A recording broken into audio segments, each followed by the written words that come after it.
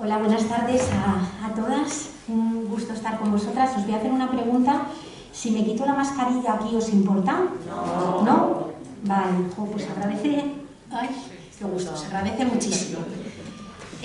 Bueno, pues muy buenas tardes a todas. Muchísimas gracias a SETEM por invitarme otro año a estar aquí, que es ya con una visita habitual que me encanta realizar, ¿no? Y era bonito, vamos, que confundiera el gel hidroalcohólico Nora en este momento con el líquido amniótico no dejaba de ser una muestra clara de dónde tiene ella la cabeza y el cuerpo en este momento de su vida, ¿no? Bueno, pues vamos, lo que me habían planteado era que me centrara un poco en trabajar o en poder compartir algunas reflexiones en torno a la crisis que estamos viviendo, a cómo las mujeres se están organizando en los territorios, también cómo son las más atacadas, las más hostigadas muchas veces en territorios, y voy a tratarlo de hacer mezclando cosas de unos lugares y de otros, ¿no? Porque estamos como más familiarizadas, quienes estamos cerca de SETEM, por ejemplo, con lo que puede suceder en América Latina o con lo que puede suceder en estos términos, ¿no? Pero también aquí, dentro de nuestros territorios, hay jornaleras, también aquí hay personas a las que les están cortando la luz, personas que están siendo desahuciadas de sus casas, y también hay mayoritariamente colectivos de mujeres que se están organizando para resistir, ¿no? En otras formas también de defender la vida y de defender el territorio. Voy a empezar planteando algunas consideraciones iniciales que yo creo que son importantes para entender el momento que estamos viviendo. Un momento, suelo decir siempre, de verdadera guerra contra la vida. Un momento en el que la economía hegemónica, la política hegemónica y también la cultura, sobre todo la cultura occidental, se han conformado, se desarrollan y se expanden en contra, digamos, de las bases materiales que permiten sostener la existencia humana y también el resto de las existencias. Vamos a repasar ahí un poquito, incorporando algunas de las dimensiones que estamos viviendo en este momento, cosas que podemos ver con nuestros propios ojos, pero que con frecuencia no acabamos de encajar o de relacionar con esta guerra contra la vida que estaba señalando, ¿no? Solemos decir siempre que los seres humanos, y esto es muy importante, sobre todo en nuestras culturas, recordarlo, porque somos unas culturas tremendamente antropocéntricas y más bien androcéntricas, solemos decir siempre que los seres humanos somos un animal especial, pero un animal que se inserta en una trama de la vida. Una trama de la vida que viene durando miles de millones de años, que es infinitamente compleja, que se autoorganiza, que cambia a lo largo del tiempo, que evoluciona básicamente, y los seres humanos somos parte de esa trama de la vida. Es importante recordarlo porque, por ejemplo, cuando vamos a una facultad de ciencias económicas, nos podemos encontrar con que estudiamos la naturaleza como si fuera un subconjunto dentro de la ciencia económica, es decir, como si los recursos naturales fueran una parte de la economía, sin ser conscientes de que más bien la economía no deja de ser más que un subconjunto dentro de la trama de la vida, es justamente lo contrario, ¿no?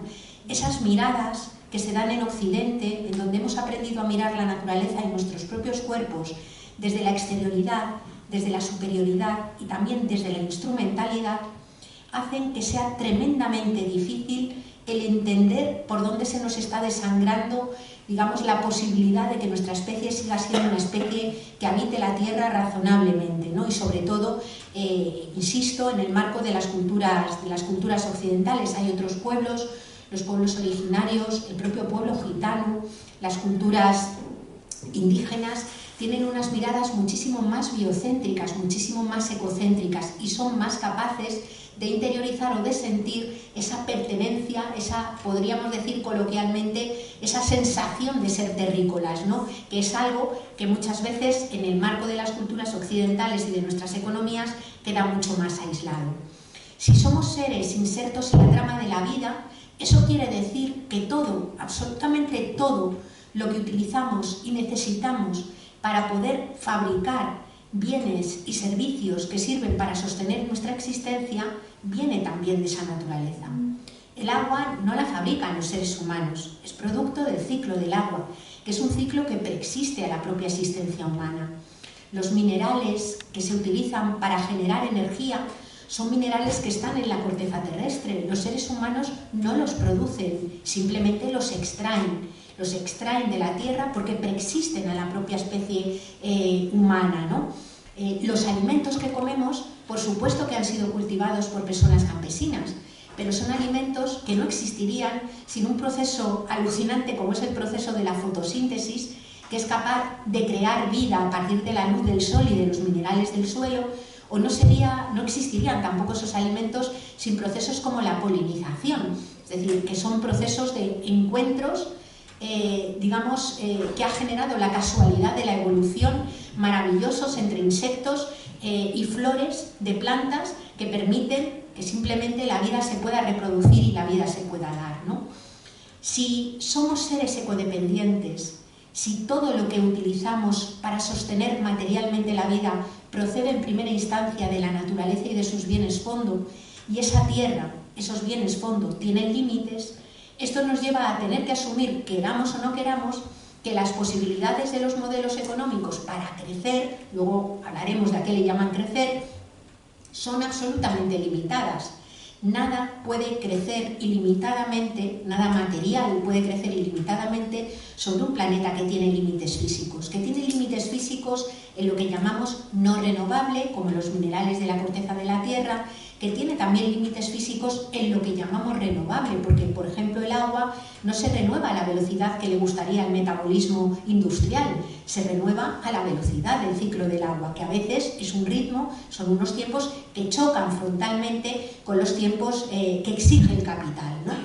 Y también hay límites en lo que llamamos sumideros del planeta, que son procesos biogeoquímicos que permiten que se degraden todos los residuos que generamos los seres vivos, los humanos y los no humanos. Esos sumideros del planeta también, funcionan o tienen unos ritmos que son los de los propios ciclos naturales y no los ritmos de emisión de residuos. Cuando de repente se emiten residuos a una velocidad enorme y en una cantidad absolutamente descomunal, lo que sucede es que esos sumideros dejan de funcionar y la Tierra se envenena, se contamina, los suelos, el aire, la atmósfera, y generan enfermedad en todo lo vivo, en todos los seres humanos. Aquí voy a abrir un paréntesis para recordar que en general los procesos de contaminación, sobre todo cuando hablamos de contaminantes persistentes, cuando estamos hablando de productos, por ejemplo, alteradores hormonales o disruptores endocrinos, también se pueden llamar, estamos hablando de contaminantes que afectan en mayor medida al cuerpo de las mujeres.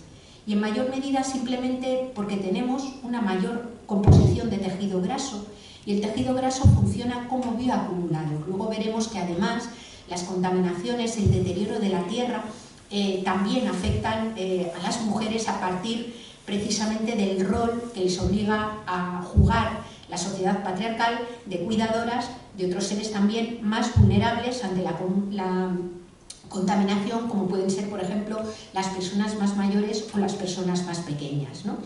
Por tanto, somos seres radicalmente dependientes de la Tierra, de la trama de la vida y sujetos a los límites físicos del planeta, ¿no?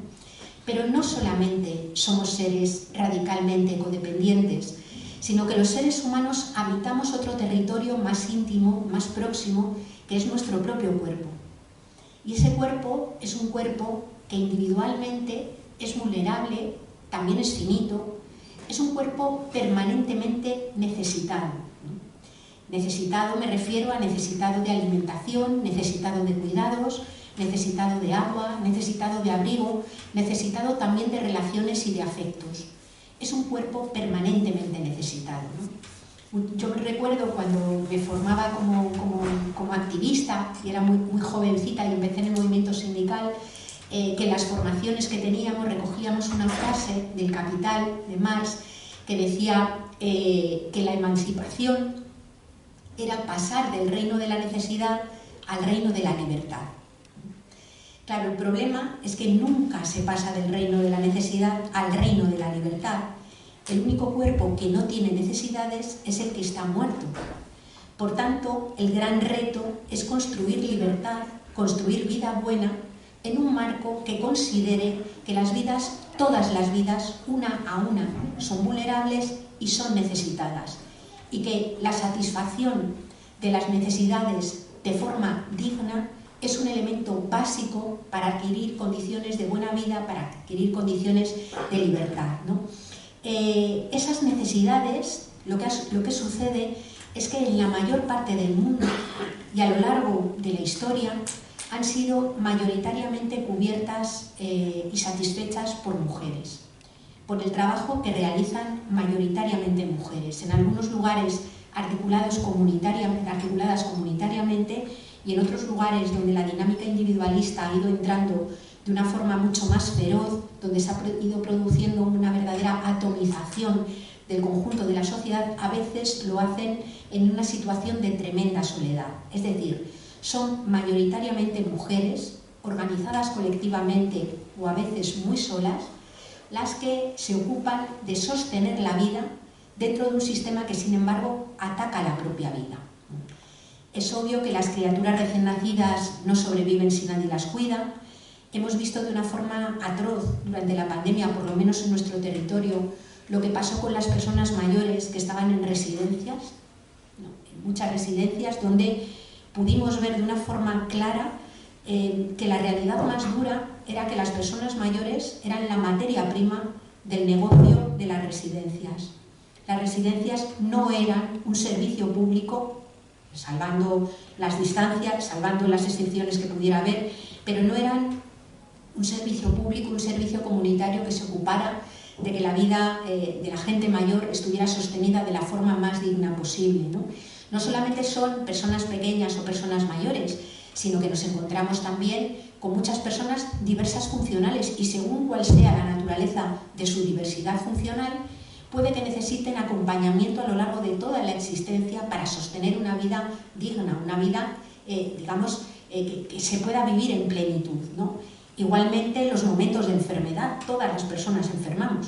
Y en algunos momentos, en esos momentos de enfermedad, también volvemos a ser conscientes de lo que es necesitar a otra gente que tengamos alrededor, ¿no? Lo que quiero decir con esto es que no existe ninguna vida que se pueda considerar plenamente independiente del resto de los seres vivos y seres humanos, independiente o autónoma, ¿no? Digamos que todos los seres humanos somos interdependientes, vamos a ser dependientes, sobre todo en algunos momentos del ciclo vital, y por tanto la construcción de la idea de individualidad, es un constructo básicamente patriarcal y es una fantasía.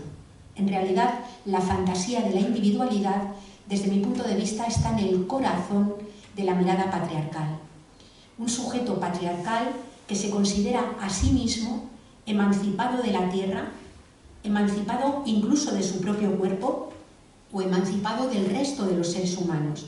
Nadie puede vivir emancipado de la tierra, emancipado de su cuerpo y emancipado del resto de seres humanos. Y si alguien puede albergar esa fantasía es porque en otros lugares invisibles, escondidos, hay un montón de personas, de sujetos, de seres vivos, de animales, de plantas, de microorganismos, de territorios que básicamente se ocupan de sostener las necesidades de todo el mundo.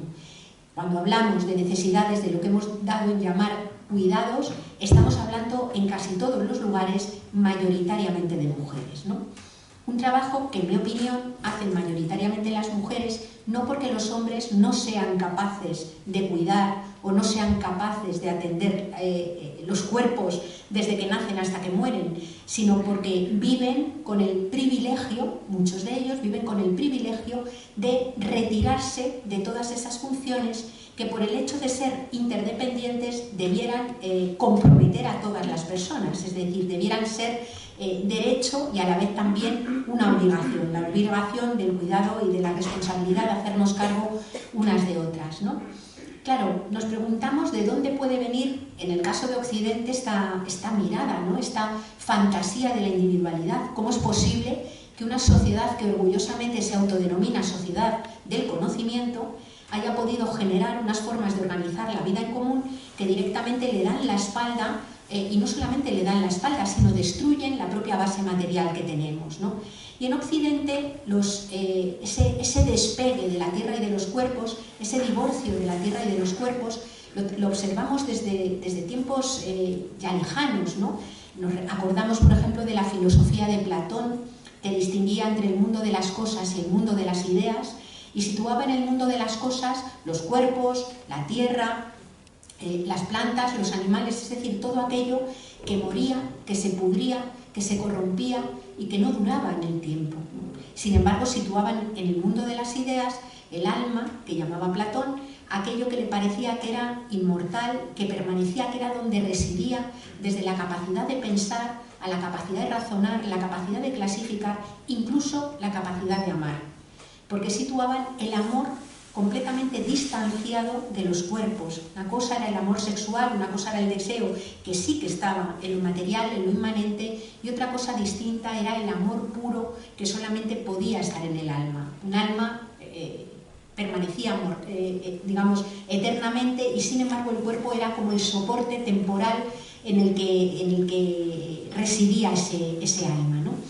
Esa idea platónica se plasma en la forma en la que nace también la propia democracia en Occidente, ¿no?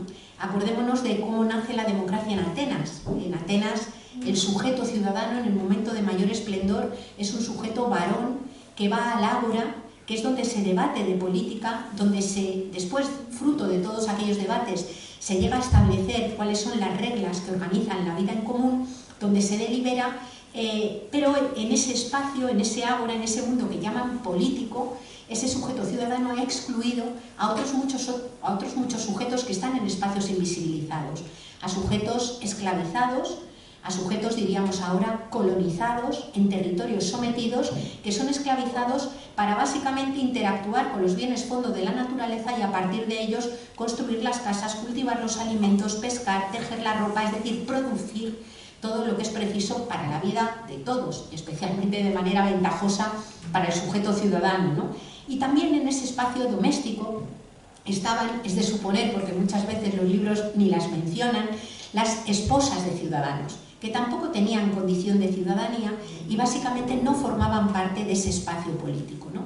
Claro, lo que quiero decir con esto es que el sujeto ciudadano que emerge en aquel momento, el sujeto político que nace y que luego cristaliza, y es el sujeto que se hace universal en el mundo occidental, es un sujeto que ya concibe la política desde como si pudiera flotar por encima de la tierra y de los cuerpos. Es un sujeto que no tiene vínculos, que ha roto el cordón umbilical que le une con la naturaleza y que lo ha roto simbólicamente, porque nadie puede vivir desconectado de la naturaleza, pero simbólicamente lo ha roto, y es un sujeto también que no tiene práctica experiencial de el cuidado o de la atención o de lo que es sostener cotidiana y generacionalmente la vida. Ese sujeto político, que digo, se emancipa de la tierra y de los cuerpos, es un sujeto político que en Occidente se convierte poco después en el sujeto universal.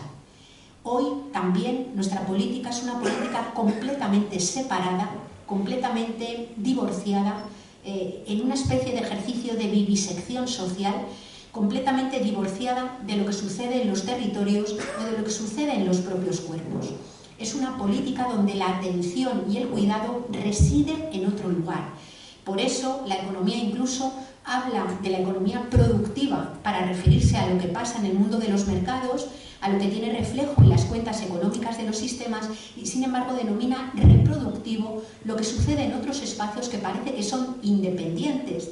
La realidad es que cuando miramos cómo funciona nuestro sistema económico tenemos que reconocer, como plantea la economía feminista, que funciona como si fuera, podríamos utilizar la metáfora de un iceberg, ¿no?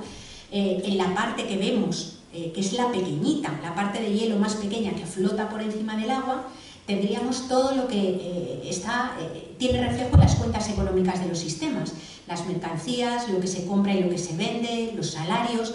En la parte de debajo, con un tamaño mucho más grande y sosteniendo a flote lo que hay arriba, lo que nos encontramos es con la extracción de una cantidad ingente de materiales de la corteza terrestre, con la extracción de una cantidad ingente de bienes que la naturaleza regenera a partir de sus propios ciclos y con la extracción de una cantidad también enorme de horas, de energía, de tiempo de trabajo que mayoritariamente mujeres realizan, entre otras cosas, para producir, y perdonadme el término, para producir otro elemento básico para el proceso económico capitalista, que es la mano de obra. Es decir, sin ese trabajo que se da en las esferas escondidas, es imposible que el capital, con su propia lógica, pueda seguir reproduciéndose.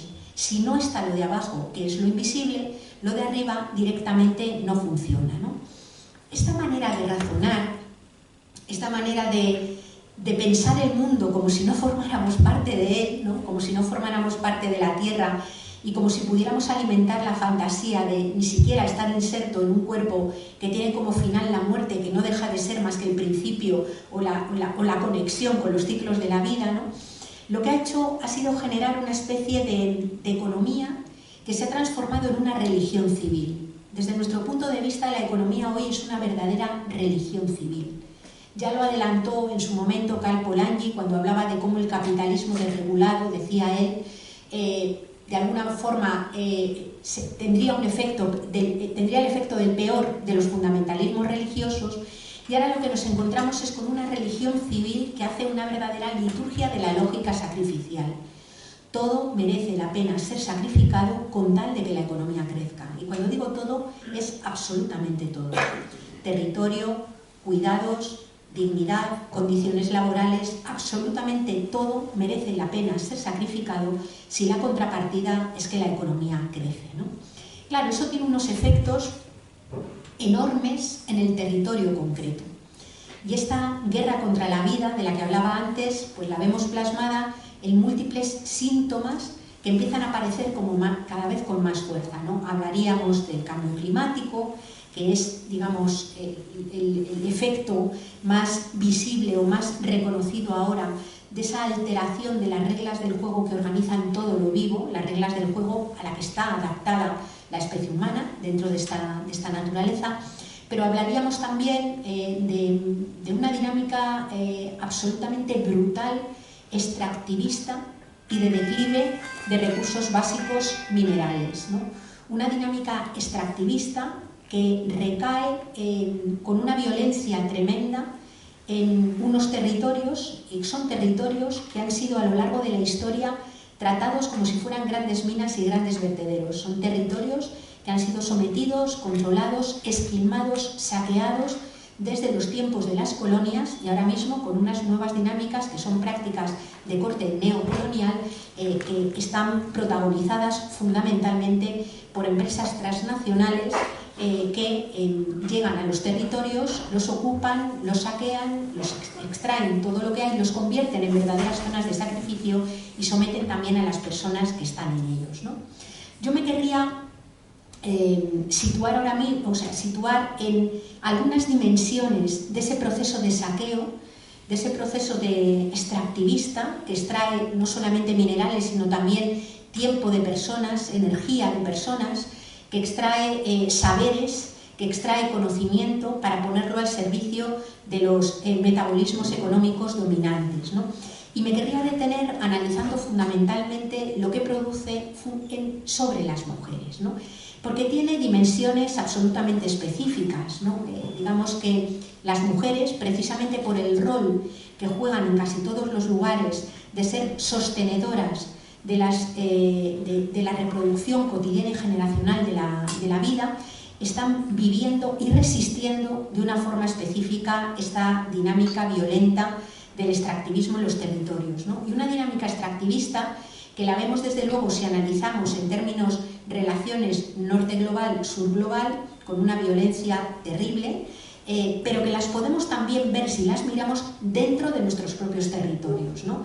Donde no vemos la separación o no vemos el blindaje con vallas, con cámaras de vigilancia, con concertinas, pero existen unas vallas también, en muchos casos invisibles, que cada vez separan más a las personas que están dentro y a las que están fuera, ¿no? Hay un indicador que manejamos dentro de la economía ecológica, que es la huella ecológica, que yo creo que es bastante ilustrativo a la hora de entender lo que hemos denominado modelo de desarrollo, ¿no? Esa huella ecológica es un indicador que traduce a unidades de superficie, a hectáreas globales, la cantidad de territorio que hace falta para que una persona, un país, una ciudad sostenga sus estilos materiales de vida. En la huella ecológica hay que decir que no entra el cálculo del agua, ¿no? Bueno, si toda la población del planeta viviera como la media de una persona en España, necesitaríamos aproximadamente 3 planetas. Si vivieran como la media de una persona, por ejemplo, danesa, 5 planetas. Como la media de una persona de Estados Unidos, harían falta prácticamente 6 planetas. Como la media de una persona de Kuwait, harían falta 11 planetas. Y tenemos uno parcialmente agotado. Por tanto, la pretensión o la promesa de muchas veces que se hacen desde organizaciones incluso bien intencionadas que hablan de cooperación al desarrollo, de extender un determinado modelo de vida, es una estafa, en primer lugar, o sea, no hay posibilidad de que eso sea así, y además es algo absolutamente indeseable por los efectos que está teniendo en aquellos lugares donde supuestamente se lleva el desarrollo, ¿no?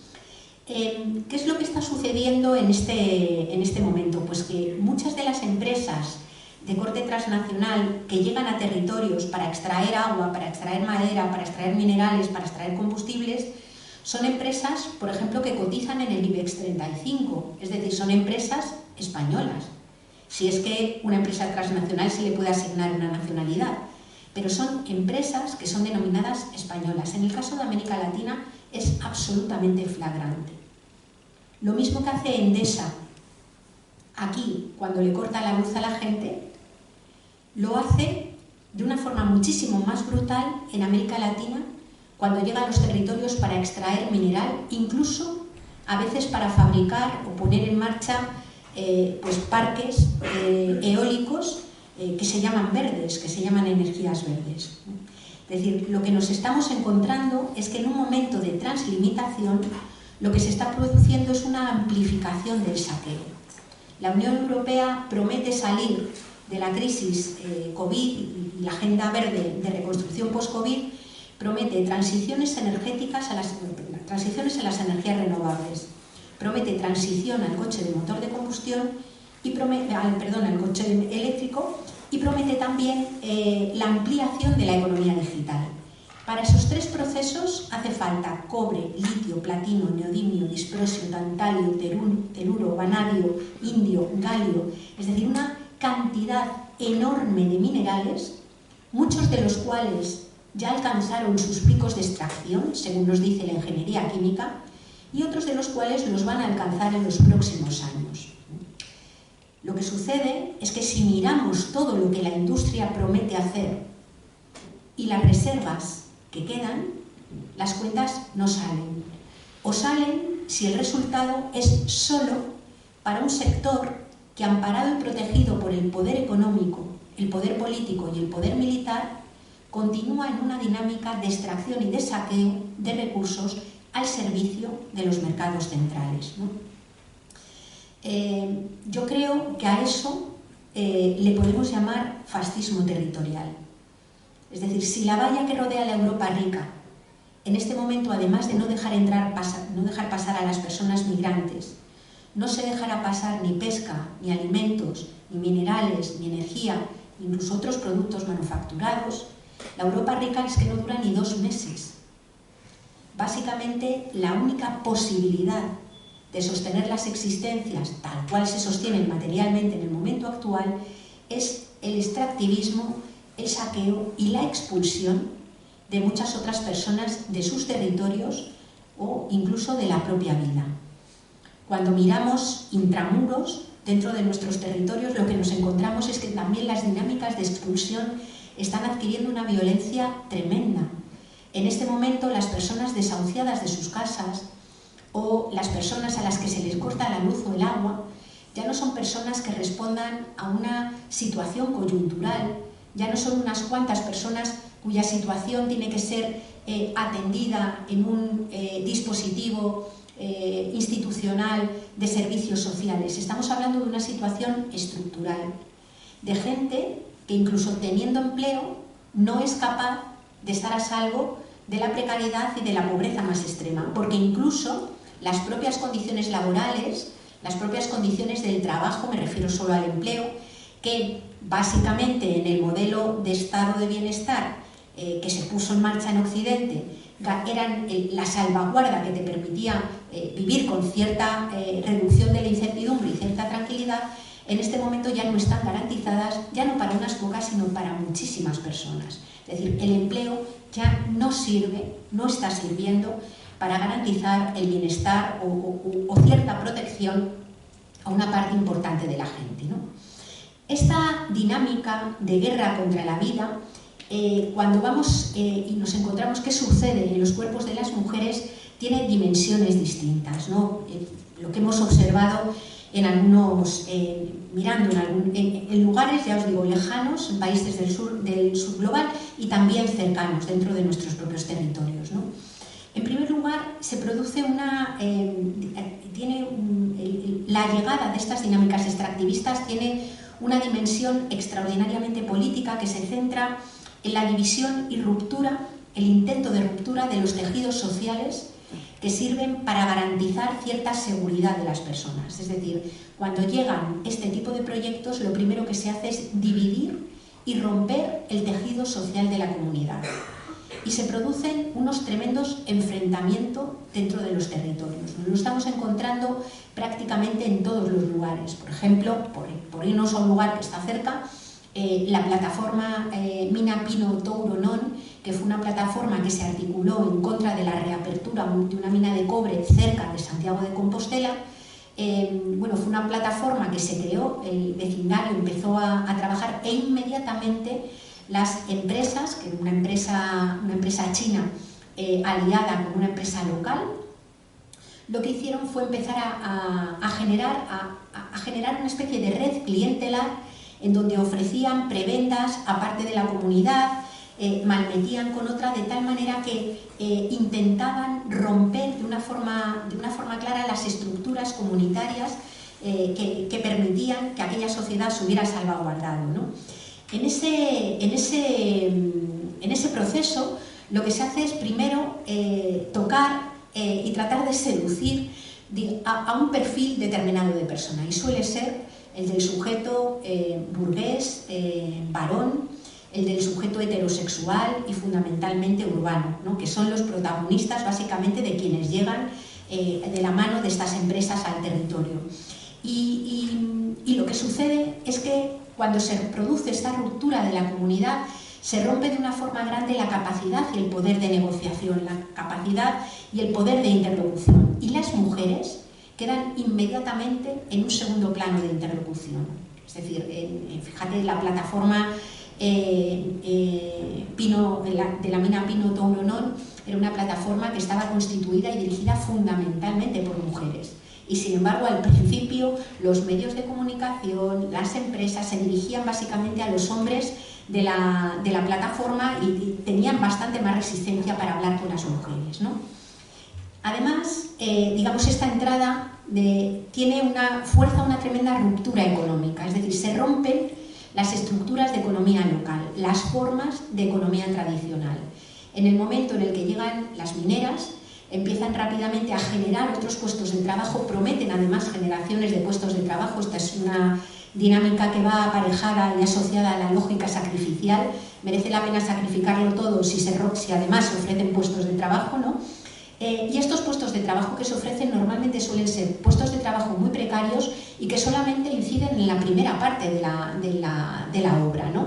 De las obras que se van a hacer, en la construcción de las infraestructuras. Después, muchos de estos trabajos mineros o de macrogranjas son trabajos tremendamente mecanizados que requieren un personal más especializado que suelen traer de fuera. Esto está pasando también un poco en todos los lugares. En esa ruptura de las estructuras económicas locales, lo que sucede es que las mujeres pierden las formas productivas que a ellas también les hacían fuerte como productoras, y lo que se empieza a producir es una dependencia del salario de los hombres que empiezan a trabajar para estas empresas. No se produce Esto Silvia Federici lo llama el patriarcado del salario, ¿no? Que empieza a ser una dependencia de mujeres que anteriormente no la tenían en la misma medida de los hombres que empiezan a trabajar para las nuevas mineras, ¿no? Por supuesto, en la dimensión ecológica el atropello es absolutamente brutal. La dinámica extractivista, sea cual sea la forma de extractivismo, convierte muchos territorios en verdaderas zonas de sacrificio, en zonas contaminadas, en zonas en donde la producción de alimentos empieza a ser peligrosa o directamente se hace imposible, en zonas en donde las personas enferman, en zonas en donde la posibilidad de sostener las vidas con una salud medianamente integral queda completamente delimitada y destruida, ¿no? Esto afecta también de una forma notable a las mujeres, que son quienes básicamente, articuladas comunitariamente o a veces solas, que son quienes básicamente se ocupan del sostenimiento de esas existencias, ¿no? Y se ocupan también del cuidado y de la atención a las personas más empobrecidas, ¿no? Yo tuve la ocasión hace un par de años de compartir unos cuantos días con unas mujeres impresionantes, que eran las mujeres organizadas en la zona de Quintero Puchuncaví, en Chile, mujeres resistentes en zonas de sacrificio, ¿no? Y lo que te contaban eran unas cosas absolutamente tremendas, ¿no? Como a veces allí tenían de todo, tenían una refinería de cobre, tenían un espacio también de extracción, varias fábricas, unas térmicas, ¿no? Era una zona donde bueno, se había ido colocando en aquel territorio que ya se daba por perdido, era una verdadera zona de sacrificio, un montón de infraestructuras o de elementos de lo que llamaban progreso que básicamente iba deteriorando el territorio y la salud, ¿no? Ya os contaban, por ejemplo, cómo en el verano, esto era aproximadamente finales de octubre, noviembre, en agosto habían tenido un día en el que de repente se habían desmayado, se habían desvanecido cientos de niños y niñas en los colegios. Es decir, estaban jugando en el patio y varios tuvieron que ser hospitalizados, varios niños y niñas, mientras estaban jugando, ¿no?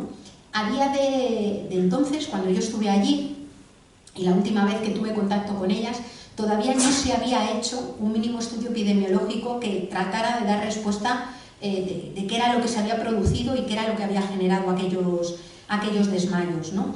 Pero ellas, por ejemplo, van recogiendo, haciendo un verdadero ejercicio de ciencia ciudadana y de ciencia local, van recogiendo todos los datos de cómo nacen las criaturas, de cómo transcurren los embarazos, de cómo enferman las personas, ¿no? En aquella zona que había estado también había existido y existe todavía la extracción de cobre, ellas habían sido las compañeras, alguna mujer vieja contaba que habían sido las compañeras de los que llamaron hombres verdes, que eran mineros que trabajaron sin protección mucho tiempo en las minas de cobre, y les llamaban los hombres verdes porque en un momento determinado la piel se les agrietaba y les supuraba una especie de líquido verde, ¿no? Hombres que no eran capaces de entender qué era lo que podía haber pasado, porque, digamos, durante algún tiempo, con el gobierno de Allende, también el poquito tiempo que estuvo Allende, y después el de Pinochet, digamos, eran señalados como el orgullo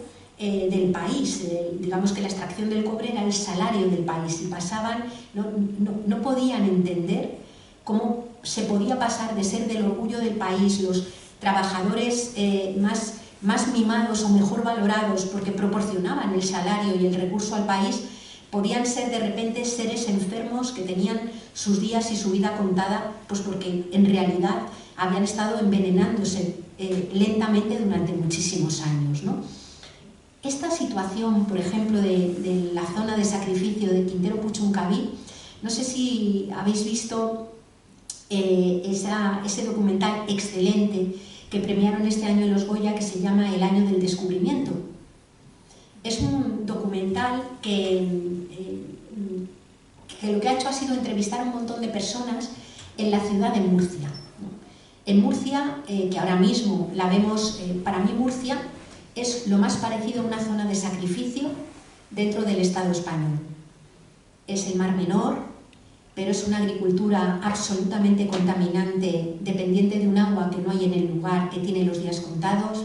Son restos de zonas que fueron mineras absolutamente contaminadas, ¿no?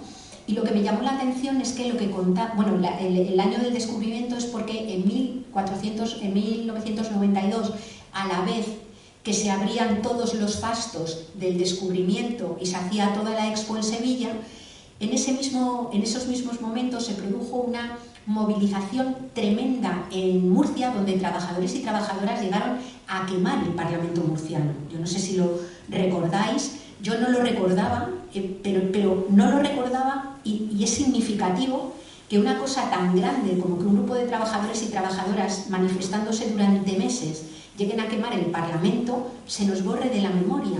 Es decir, muestra qué estamos viendo constantemente en los medios de comunicación y, sin embargo, qué cosas quedan fuera, ¿no?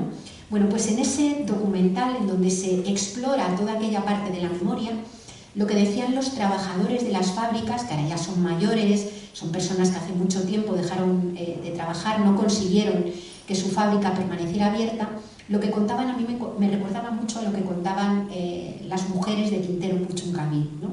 Contaban aquellos trabajadores, uno de ellos dice, mira, yo estaba en el comité de empresa y estaba manifestándome para que mi empresa no cerrara, y en la plaza de al lado estaba mi mujer, mis hijos y mis hijas, con las mujeres de otros trabajadores de la empresa con una pancarta para que cerraran la empresa y eliminaran la contaminación de la zona. Lo que quiero decir es que, fijaos, o por lo menos a mí, me remueve mucho por dentro cómo es posible que nos encontremos con situaciones en donde los maridos pueden estar peleando para que no les quiten el puesto de trabajo y sus familias pueden estar confrontando con ellos para que se cierren esos espacios de empleo, esas fábricas o esas infraestructuras que se están llevando la vida por delante, la vida de la gente, ¿no? O sea, a mí me parece que hay una dinámica tan absolutamente humillante, o sea, es una forma tan terrible de humillar la vida, el que uno se vea obligado a ganarse los garbanzos, enfermando a la propia gente a la que quiere sostener, que me parece que es como para darle una buena vuelta a qué tipo de civilización hemos creado, ¿no? ¿Qué hemos denominado desarrollo? Que estamos llevando a sangre y fuego a todos los espacios de nuestra vida, ¿no? Donde colocamos a esta gente. Por tanto, esta dimensión ecológica, desde mi punto de vista, tiene una dimensión tremendamente destructiva, ¿no? Cuando hablamos de estas dinámicas. Y las mujeres son a las que les toca mayoritariamente seguir construyendo condiciones de posibilidad de vida en unas condiciones muchas veces de estrés y de ansiedad absolutamente tremendas, ¿no? Mujeres hambrientas de tiempo, mujeres preocupadas por la salud integral, por la de ellas y por la de otras personas, mujeres que se organizan como pueden, insisto, para sostener la vida en ese modelo que sin embargo la ataca, ¿no? También este extractivismo, esta dinámica, esta cultura del extractivismo tiene una importante dimensión cultural, ¿no? Lo que sucede con esta forma de organizar la vida en común es que el territorio termina siendo militarizado. Es evidente cuando llegamos y vemos lo que está sucediendo con las dinámicas extractivas en países del sur global, ¿no? Las empresas extractivas no llegan solas, llegan a veces acompañadas de los ejércitos, a veces locales, que son los que se ocupan en abrir paso. Muchas empresas extractivas van de la mano con gobiernos locales que les abren paso, y a veces con ejércitos que vamos a llamar informales, que son básicamente ejércitos de seguridades privadas que llegan a los territorios y ocupan los territorios y se ocupan de asustar, amedrentar, criminalizar y expulsar o tratar de contener cualquier tipo de resistencia, ¿no? Mucha de esa militarización llega de la mano de personas que son mayoritariamente hombres, es decir, se produce la llegada, junto con los trabajadores también de otras zonas, de repente de un montón de hombres ajenos que están fuera del territorio, que introducen también otras formas distintas de ocupar el espacio, de utilizar los horarios, unas formas distintas también de ocio, es decir, se abren un montón de cantinas, de otros espacios de ocio, y donde de repente el territorio se convierte en más inseguro, sobre todo para mujeres y niñas, ¿no? Esta dinámica la podemos ver en estos territorios de extractivismo, pero escuchamos lo que relatan, por ejemplo, en los campos de personas migrantes, de personas refugiadas. El eufemismo es fuerte porque lo que son refugiadas, desde luego, no están en las fronteras de nuestros países, y nos volvemos a encontrar con esa situación de militarización y con esa situación de inseguridad profunda para niñas y para mujeres, ¿no? Las agresiones de carácter sexual o agresiones en general, las violencias machistas, se reproducen de una forma intensa, ¿no? Y lo que suelen decir algunas compañeras que analizan desde colectivos feministas, por ejemplo, en América Latina, como las compañeras, por ejemplo, ecuatorianas, que desde la red contra la violencia machista y el patriarcado y el extractivismo se articulan, lo que vienen a plantear es que se producen como ciertas reactualizaciones también de los patriarcados locales, ¿no? Es decir, existen patriarcados locales que ellas denuncian, y lo que sucede es que el patriarcado blanco, burgués, varón, heterosexual, también se alía con estos patriarcados y genera nuevas formas de opresión, ¿no? Aquí también nos podemos encontrar con dinámicas parecidas. Por ejemplo, cuando vemos las denuncias que hacen las jornaleras de Huelva, las jornaleras en lucha de Huelva, es un movimiento desde mi punto de vista de resistencia para mí ahora mismo potentísimo, que integra a trabajadoras marroquíes, trabajadoras que vienen del este de Europa con trabajadoras de la propia zona de Huelva, ¿no? Jornaleras. Ellas lo que denuncian de una forma intensa es como una forma patriarcal y capitalista de producir alimentos, que es la de la agricultura industrial, en aquellas zonas de invernaderos, en aquellas zonas de producción bajo plástico, se alía con los patriarcados locales. Por ejemplo, los capataces, que son personas con frecuencia también tremendamente explotadas, pero que sin embargo, por el hecho de ser hombre, se sienten con el poder, digamos, para amenazarlas, amedrentarlas o tratar de someterlas si no se dejan tocar, si no se dejan violar, básicamente, ¿no? Ahí lo que ha sucedido es que las mujeres se han organizado de una forma tremenda, y lo que ellos creían que iba a ser todo un cuerpo de trabajo sumiso al servicio y sometido al servicio, pues les ha salido bastante contestón, y el movimiento que en este momento hay organizado en todo el sur en toda la zona de Huelva, desde mi punto de vista, es de los más potentes, por lo menos de lo que yo conozco dentro del Estado español, ¿no? Y por último, quería hablar también de la dimensión corporal que tiene este extractivismo, ¿no? Porque la dinámica extractivista es una dimensión o es una dinámica que afecta también al control de los cuerpos. Es una dinámica de control de cuerpos y una dinámica además del control de cuerpo de las mujeres. Muchas veces el sometimiento y la guerra informal que se produce utilizando el cuerpo de las mujeres como territorio de conquista, también como territorio de extracción y como territorio de venganza y de amenaza, ¿no? Es decir, cuando a veces se pretende amedrentar a las comunidades que resisten, lo que se hace es amenazar a las propias mujeres de la ciudad o de la comunidad, perdón, o tratar de que se produzcan determinados ataques en esa línea, ¿no? Esto, por ejemplo, lo cuentan bien mujeres como Lolita Chávez, que la tenemos relativamente cerca porque está refugiada en un programa de defensoras de la tierra precisamente en el País Vasco. Lo cuenta muy bien, por ejemplo, Francia Márquez, colombiana, mujer afrodescendiente. Lo cuenta también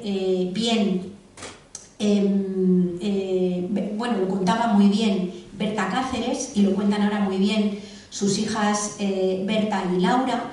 Es decir, de qué manera específica, digamos, toda esa violencia del capitalismo heteropatriarcal ataca, digamos, en los territorios y de alguna forma trata de someter los cuerpos, ¿no?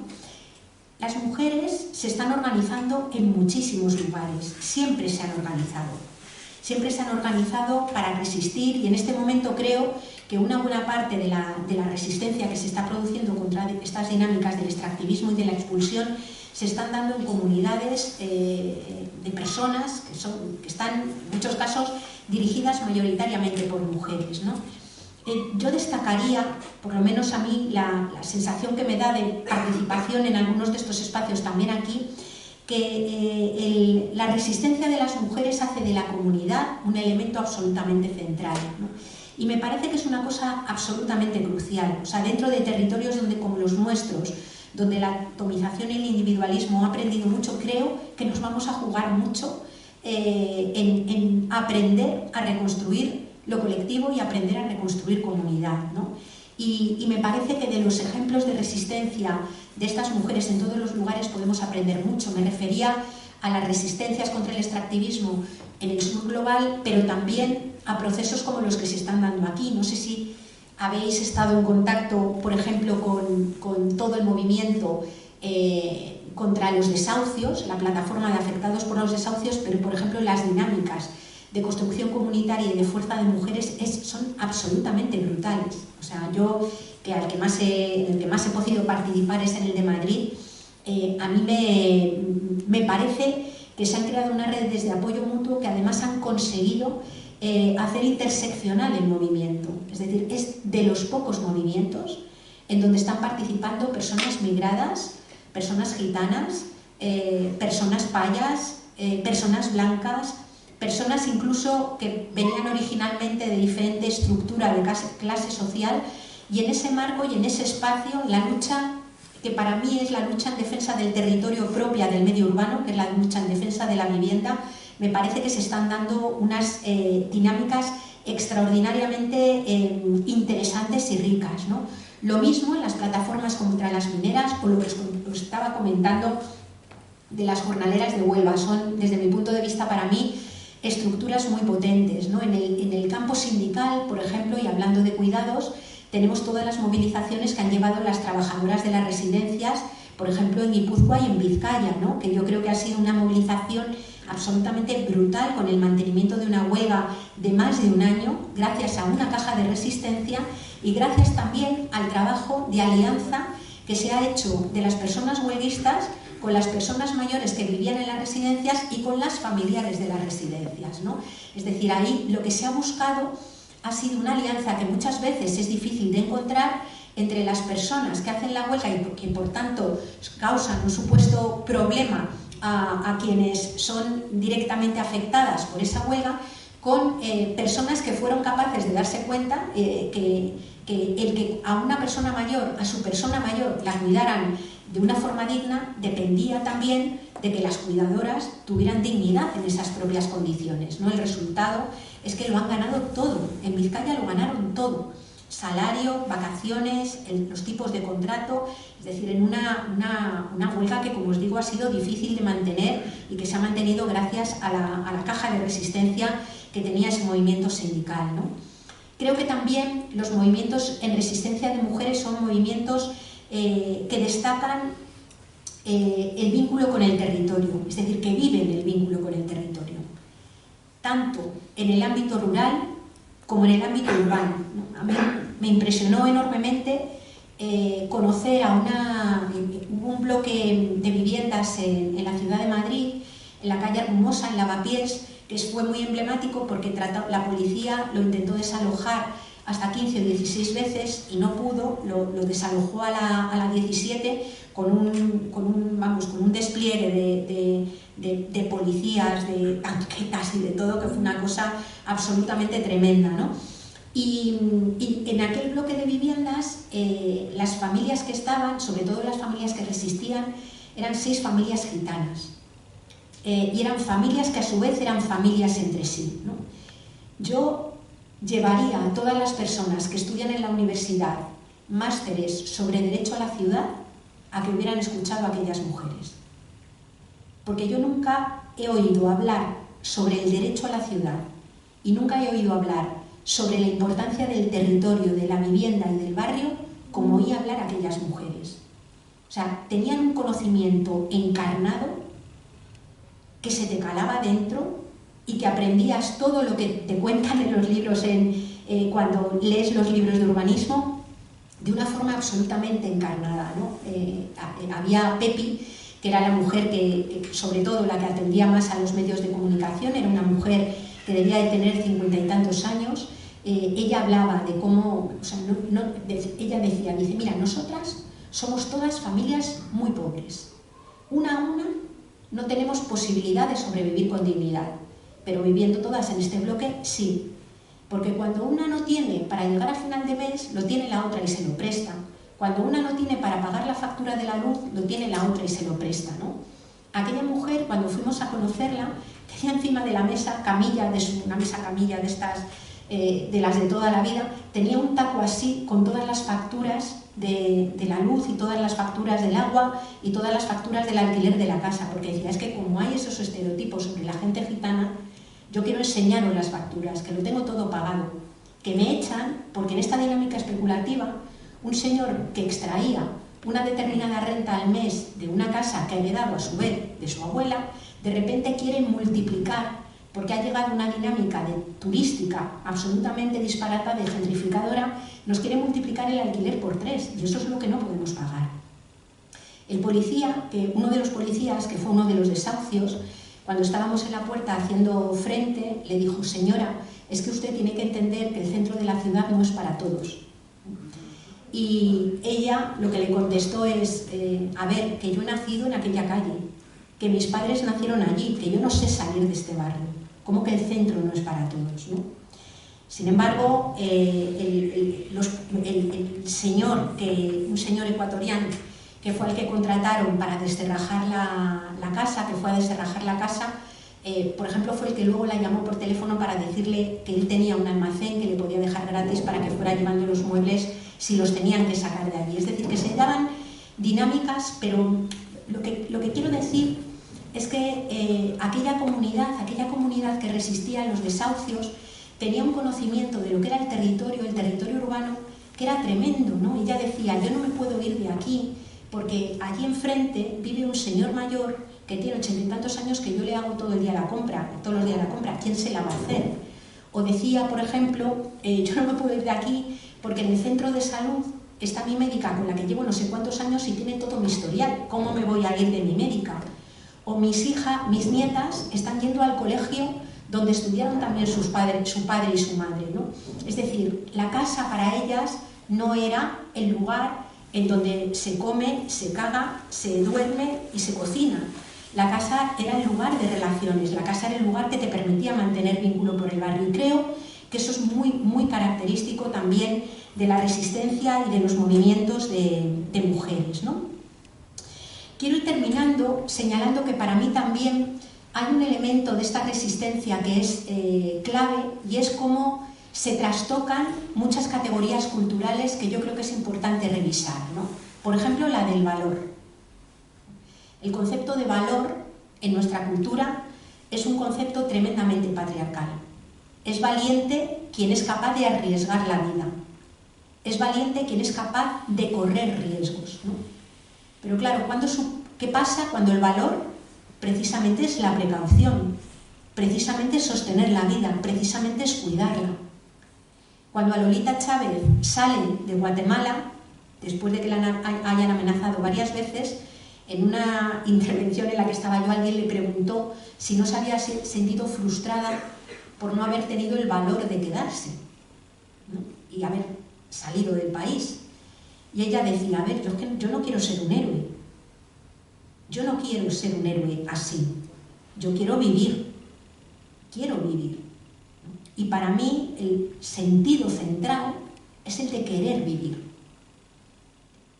Yo creo, o por lo menos yo siento lo que yo admiro de los movimientos de resistencia de mujeres es precisamente eso.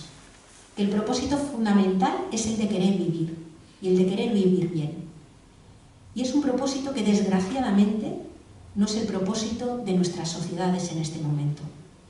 En este momento el propósito es el crecimiento de las tasas de ganancia del capital, el crecimiento económico, el crecimiento del dinero, haciendo pensar o haciendo creer que el hecho de que la economía crezca será lo que básicamente haga posible que a todo el mundo le pueda llegar lo que necesita para estar vivo y viva, a pesar de que con nuestros propios ojos y en nuestras propias vidas estemos evidenciando lo contrario, ¿no? Por tanto, yo quería rendir, quiero señalar la admiración que siento por todos estos colectivos de mujeres que se organizan en circunstancias tremendamente hostiles, que siguen teniendo capacidad para celebrar, para disfrutar, que siguen teniendo capacidad para definir por dónde quieren llevar sus vidas, que confrontan con un poder que es absolutamente brutal y que lo hacen desde el deseo, sobre todo, de conservar la vida y de conservar una vida digna, ¿no? Y yo lo voy a dejar aquí para que tengamos un ratito para debatir y para compartir, y os doy las gracias por haberme escuchado.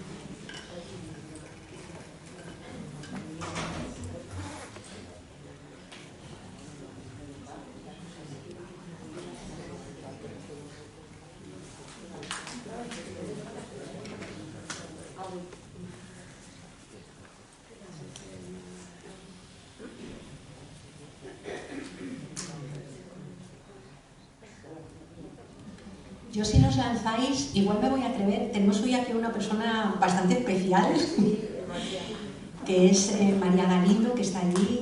Ella, bueno, es una mujeraza que hace un trabajo impresionante, además, en Resistencia, en Bolivia, desde además la mirada artística. Y yo no sé si nos podrías compartir, porque tú muchas de las cosas que yo estaba señalando las vives en primera persona.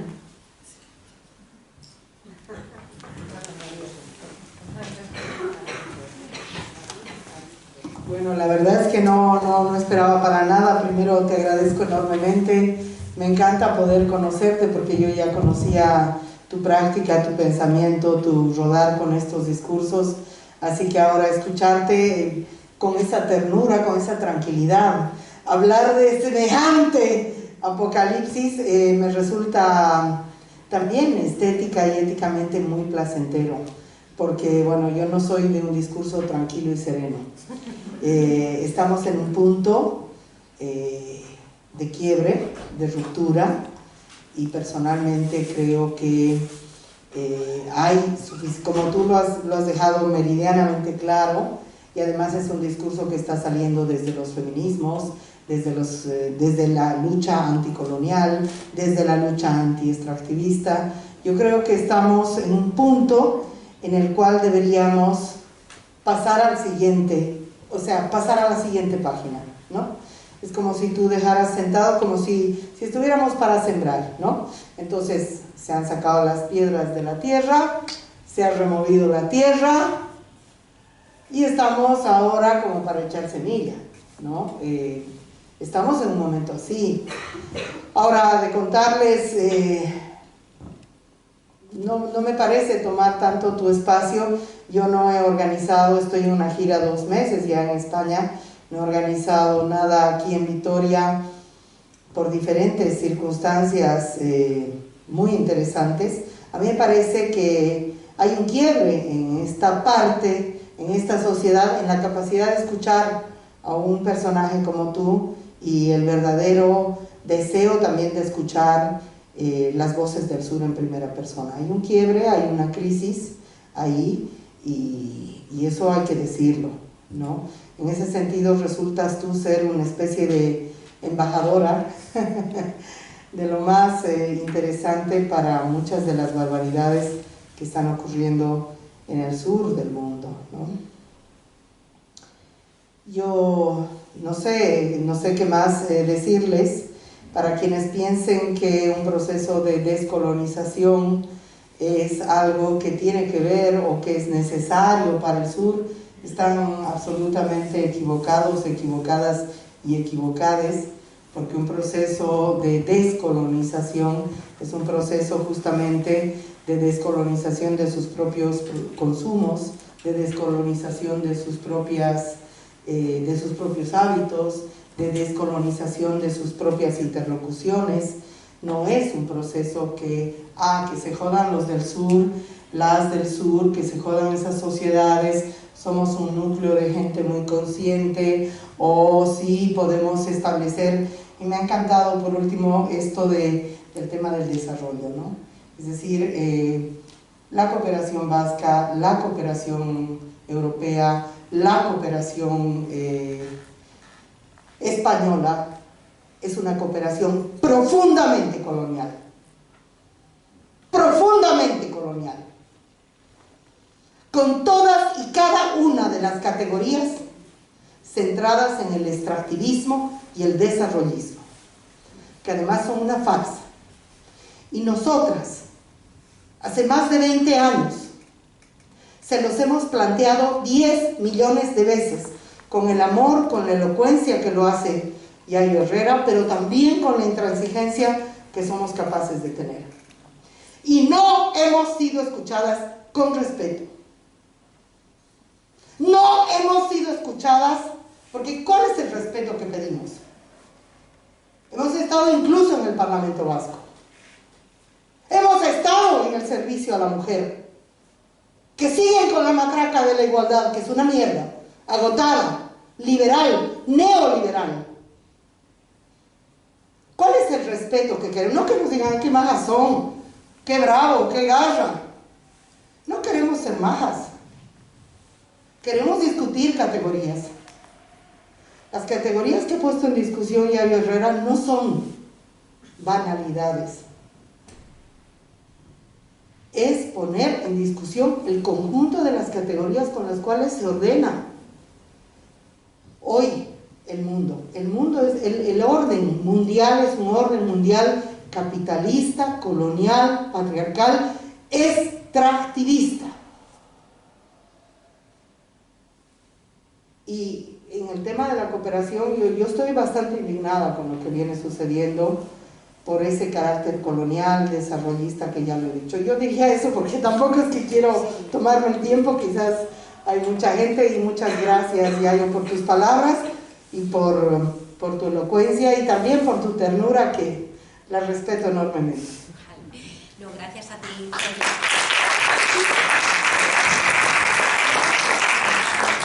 Gracias a ti, María. A ver, retomando algunas de las cosas que estaba planteando María, a mí sí que tengo claro, y una de las cosas que he aprendido de las miradas del pensamiento anticolonial es precisamente que es un pensamiento que sí es imprescindible precisamente para revisar nuestra propia colonización interior. Es decir, que en este momento, si hay una cultura que está completamente poseída por ese marco de categorías, o sea, nuestra cultura, la cultura occidental, es, en mi opinión, una cultura que ha elevado al nivel de sagrado el dinero. Es decir, ha convertido el dinero en algo sagrado, ¿no? Y puesto que lo sagrado es el dinero, todo, básicamente todo, tiene que ser sacrificado, ¿no? Y eso nos está llevando también a nosotras por delante. Por supuesto que anteriormente y todavía se está llevando por delante muchos otros territorios donde hay gente que resiste, ¿no? Pero la dinámica en este momento es fundamentalmente extractivista. El extractivismo, ya hemos pasado, dice Saskia Sassen, que hemos pasado de un capitalismo que era de la explotación del trabajo humano en Occidente, de la explotación del trabajo humano y de lo que se llamaba producción, a un capitalismo que es de la pura extracción, del puro extractivismo y ya de la expulsión.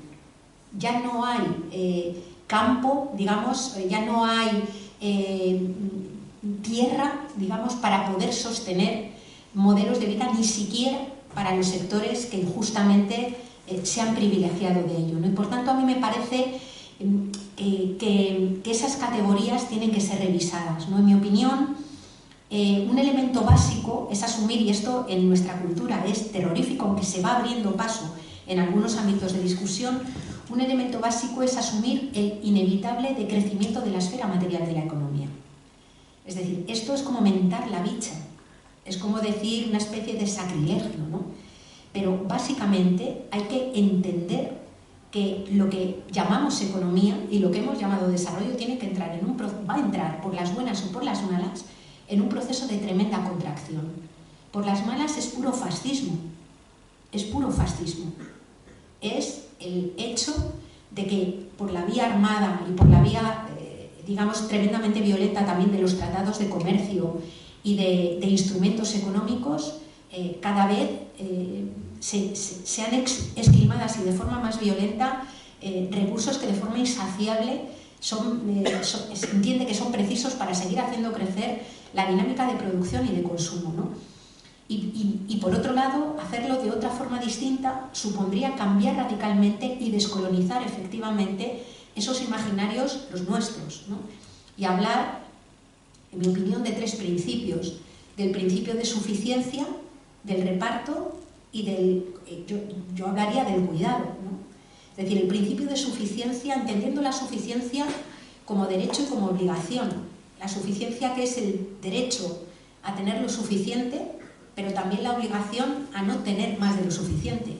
Y ahí tenemos toda una dinámica, ¿no? Es decir, porque no estamos hablando, aquí el debate muchas veces se dice el 1% y el 99%. Claro que al 1% hay que quitarle lo que tiene, pero es que en el 99% restante que se suele señalar hay profundas diferencias de clase, de procedencia, de género, de edad, diferencias capacitistas, ¿no? Es decir, que nos encontramos con que en ese 99% hay toda una estructura también de privilegios que nos atraviesa. Por eso a mí me parece que esa mirada descolonizadora y ese dejarse interpelar por voces no tan tiernas como las de María, pero desde mi punto de vista imprescindible, es imprescindible. Es decir, porque esa interpelación, yo la primera vez que escuché no fue a María, fue a otra compañera que escuché en un auditorio que nos echó una bronca, o sea, yo me sentía fatal, ¿no? Y después vino una compañera gitana que también tuvo una intervención durísima y yo noté que me sentía fatal porque en el fondo decía, ojos, si yo soy maja, si yo soy solidaria, ¿no? Pero a la vez me sentía mal porque me interpelaba en privilegios que yo sabía que existían, ¿no? Y entonces, bueno, pues el ser interpeladas y el dejarse interpelar, el escuchar estas voces que están clarísimamente diciendo desde hace siglos que no quieren eso y que quieren, pues es que es crucial, es absolutamente fundamental, ¿no? Y a mí me parece que en efecto la revisión de todas esas categorías y esa descolonización y esa cooperación, si tiene que tener algún destino, desde mi punto de vista fundamentalmente es el del territorio donde estamos, porque es descolonizar nuestras ideas de libertad, nuestras ideas de vida buena, nuestras ideas de valor, nuestra propia idea de responsabilidad, ¿no? Es decir, muchas veces incluso llevamos todo este tipo de cosas al terreno de la culpa y no al de la responsabilidad. A mí me parece que la culpa es muy poco productiva, pero sentirse responsable de algo sí lo es, porque la única forma de ser agente de algo es sentirse responsable de ello. Tenemos que sentirnos responsables de este desastre, ¿no? De este desastre que es preciso cambiar, ¿no? Y el principio del cuidado, desde mi punto de vista, no es un principio que yo llevaría, o sea, no estoy hablando ahora mismo del cuidado de un cuerpo concreto con parecerme absolutamente importante, ¿no? Estoy hablando del cuidado de la vida, del cuidado de la sostenibilidad de la vida y de pensar, por tanto, cómo es la economía, cómo podría ser la organización de la vida en común si lo que tuviéramos en el centro fuera el principio del cuidado de la vida, y sería otra bien diferente a la que tenemos ahora, ¿no?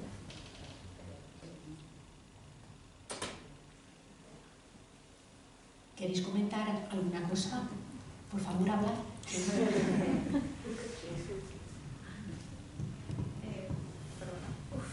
Pero, o sea, es un poco más complicado sabiendo que si supuestamente... Gracias. si supuestamente las mujeres somos las que sostenemos la sociedad, básicamente. O sea, digo, tú misma has dicho que somos nosotras las que sostienen todo lo que es el cuidado, ¿no? Pero además somos las que generamos esa mano de obra y esos soldados que están militarizando todo el sur también. Pero aún así somos los seres que tenemos menos derechos en esta sociedad. Entonces al final es como, la única solución es la resistencia. Porque, o sea, no puede ser solamente la visibilidad, el hecho de tener la conciencia, pero, o sea, tiene que haber alguna forma de atacarlo. No, claramente. O sea, necesitamos mucha organización y dar pasos al frente. O sea, el asunto, desde mi punto de vista, es, en primer lugar, entender que, por lo menos para mí, el que las mujeres sean quienes mayoritariamente se ocupan del sostenimiento cotidiano y generacional de la vida es una imposición. Es un trabajo que se realiza, para mí, de manera no libre, muchas veces. Es decir, nos ocupamos de sostener las vidas porque vivimos en sociedades patriarcales que asignan mayoritariamente a mujeres ese rol, ¿no? ¿Qué es lo que sucede desde mi punto de vista? Yo respeto y creo que debo mucho a muchas compañeras que anteriormente lucharon y se organizaron y demás, ¿no? Pero yo creo que muchas veces la lucha en Occidente, la lucha de los feminismos se ha convertido en una lucha por tratar de convertirnos en hombres honorarios. Es decir, la lucha por la igualdad, que lo que plantea de alguna manera o se centra de alguna manera es en adquirir igualdad en el espacio público, en el espacio político, en el espacio económico, mientras se deja desatendida, digamos, la lucha por la igualdad en el espacio de reproducción, en el espacio de sostenimiento de la vida, ¿no? Desde mi punto de vista, más bien necesitaríamos trabajar por una desfeminización del cuidado. Desfeminización del cuidado no quiere decir que las mujeres no hagamos o no nos comprometamos con las tareas de sostenibilidad de la vida. Significa que también otras personas lo hagan. Es decir, y no solamente estoy hablando de hombres individuales, estoy hablando también de comunidades, de institutos. O sea, lo que quiero decir es que el cuidado de la vida tiene que ser una responsabilidad social y compartida, ¿no? Y creo que ahí, o sea, yo creo que el problema que tenemos es un problema total de prioridades. Es decir, hemos puesto todo el foco en ese espacio, que es el espacio que genera valor económico, que es el que tiene reflejo en las cuentas económicas del sistema, es el espacio del Parlamento, de las instituciones, de donde se hace lo que se denomina política, que es ese espacio, y todo ese otro espacio político, que es el de donde las vidas se sostienen, ni lo consideramos político, ni lo consideramos económico, y es un espacio que es el espacio en el que, desde mi punto de vista, hay que dar la mayor lucha y la mayor resistencia, ¿no? Y son elementos de resistencia y son elementos de ataque, o sea, hay que confrontar, derogar los tratados de libre comercio y oponerse para que se aprueben, romper las dinámicas extractivistas, conformar plataformas que impidan que avancemos en esas dinámicas, generar, o sea, desde mi punto de vista necesitamos sindicatos fuertes y potentes, pero yo, por ejemplo, admiro las lógicas de biosindicalismo que están generando las jornaleras de Huelva en Lucha, o que están generando las Kellys, o que están generando las, por ejemplo, Territorio Doméstico, que es un colectivo integrado por mujeres migradas, que son empleadas y trabajadoras domésticas, y que están generando, además, incluyendo todos estos colectivos, incluyen las dinámicas de lucha, es decir, las que identificamos normalmente como dinámicas de lucha, desde cortarte una carretera hasta hacer cualquier tipo de movilización de calle, pero además introducen toda la mirada artística de una forma tremenda. Por ejemplo, Territorio Doméstico ha hecho 2 o 3 discos y hacen unas actividades y unas performances de calle que son absolutamente brutales, ¿no? Porque creo que, vamos, por lo menos en otros lugares probablemente no tanto, ¿no? Pero aquí en Occidente, y en concreto en el Estado español, un gran problema que tenemos en este momento es que la imaginación está totalmente mutilada, ¿no? Es decir, predomina la fantasía, que es eso que flota por encima de la tierra y de los cuerpos, y que hacen de la economía capitalista cosa tremendamente fantasiosa, y sin embargo la imaginación que corre a ras de tierra, que entra en los cuerpos, que pasa de un cuerpo a otro, está muy mutilada. Y la imaginación no es un don que tenga alguien desde mi punto de vista, la imaginación también se entrena, ¿no? Y vamos a necesitar entrenar colectivamente la imaginación para poder pensar en otras formas diferentes de vivir, en otras formas diferentes de comer, de tener ocio, de articularnos, en otras formas distintas de habitar la ciudad y habitar también los medios rurales, ¿no? Y ese es también un ejercicio que es de resistencia y a la vez es un ejercicio político clave. O sea, yo creo que el problema que tenemos ahora es que por un lado necesitamos confrontar y frenar las dinámicas más destructivas y a la vez necesitamos imaginar otras formas de hacer las cosas. Porque el problema es que si te quedas en el relato estrictamente distópico, lo que sucede es que la distopía se puede convertir en algo tremendamente conservador, que hagan que entendamos y seamos más capaces de hablar de que el mundo se va a acabar que de acabar con el capitalismo. Pero, entonces, perdona. Sí, lo que pasa es que eso mismo, o sea, es que ahora lo único que pareciera que sobresale en la sociedad es puro egoísmo. Por ejemplo, en el ejemplo del señor este en el bloque, donde ni siquiera estaba viendo que iba a dejar a todas estas familias en la calle, o sea, solamente se estaba preocupando del dinero, básicamente. Entonces, ¿cómo cambias esa educación? Lo que pasa es que yo no creo que todo el mundo esté mirando, sea ese señor. O sea, quiero decir, en la sociedad conviven lo uno y lo otro. Por ejemplo, en la pandemia hemos vivido una explosión de ayuda comunitaria y de apoyo mutuo brutal. Eso también está. Y pareciera que no existe y de repente brota. En todas las ciudades, en todos los pueblos ha habido montones de personas que han dado un paso al frente. Muchas de ellas era la primera vez que se articulaban para hacer algo comunitario. Es verdad que el que existieran ya núcleos de movimientos sociales, de movimientos barriales, que han servido para aglutinar. Pero muchísimas personas, por primera vez, preocupadas por lo que estaban viendo, se han preocupado si arriba vivía un señor mayor que estaba solo, por primera vez han sabido cómo se llamaban los de la... y han puesto energía y cuerpo para poder afrontar un momento en el que se veía que la vida estaba en riesgo. O sea, creo que tenemos un problema importante en nuestra sociedad y es que todavía hay una parte importantísima de gente que no ven la vida en riesgo. No la ven. A mí, por lo menos, me llena de esperanza ver que en los momentos claves en donde eso se ve, hay gente que se articula y sale. Y creo que es muy importante. Hay un libro maravilloso, a mí me encantó leerlo, de una mujer que se llama Rebecca Solnit, que se llama Paraísos en el infierno, ¿no?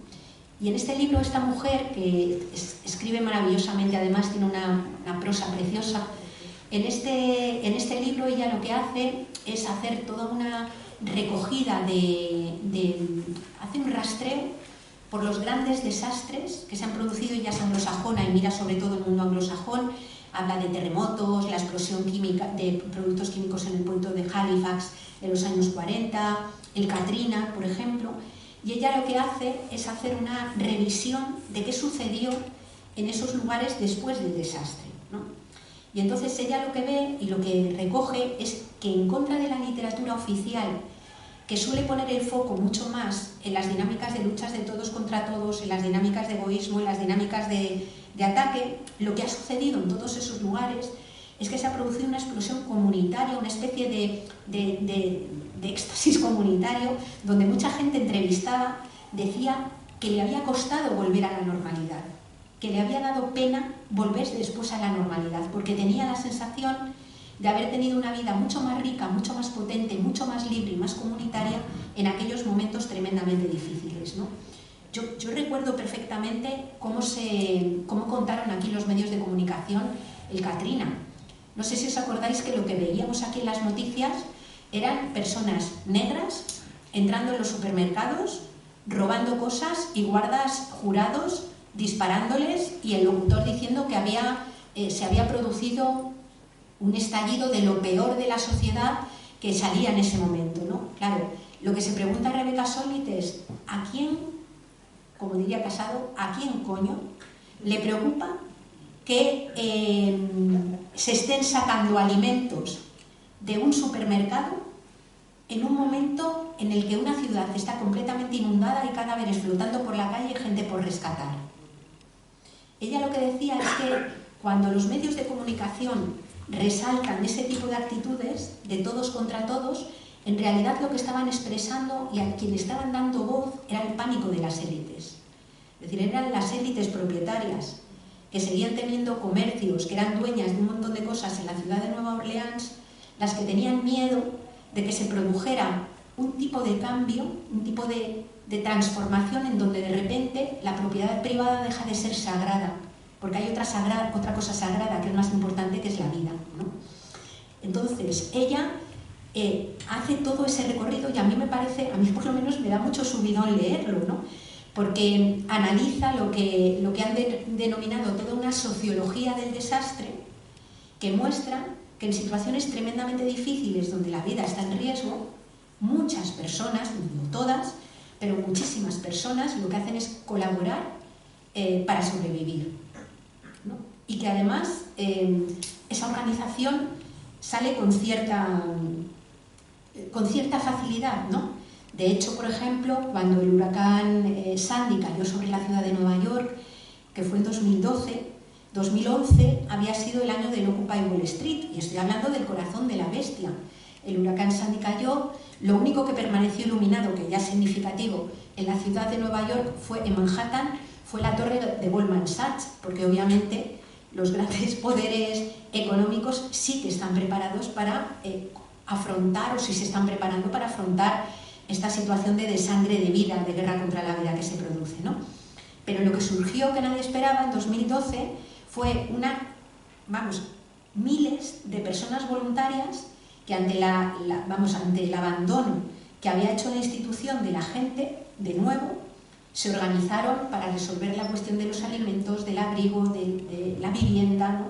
Y dices, ¿y estos salieron así, brotaron como un champiñón? Pues mira, el año anterior había sido el Occupy Wall Street y también toda la ciudad de Nueva York había estado llena de gente en las plazas preguntándose, debatiéndose y organizando, y preguntándose sobre el modelo en el que estamos, ¿no?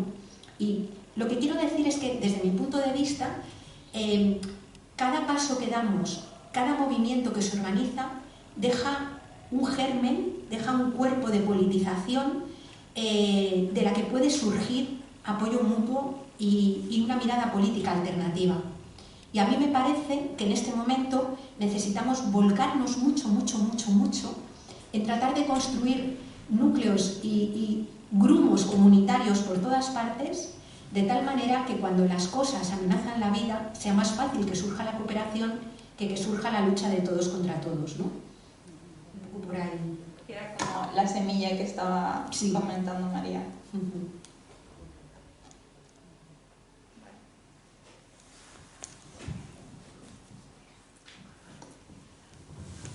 Nos quedan 3 minutitos para respetar el horario de las personas que trabajan aquí.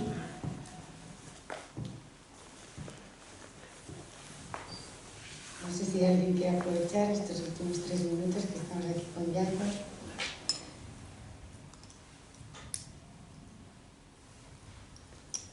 Bueno, pues si no lo dejamos aquí, muchísimas gracias a todos y a todas por haber venido.